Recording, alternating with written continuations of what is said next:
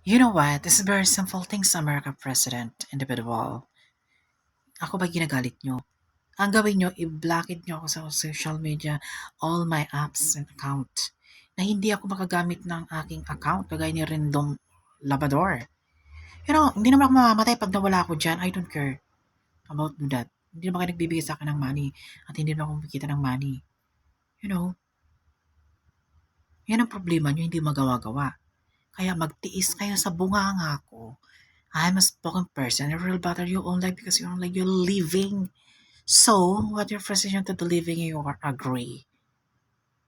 You are most jealous and super insecure just over to me people. All in the middle of whatever you possession. Ano? Hindi ka makasagot, no? You're a freaky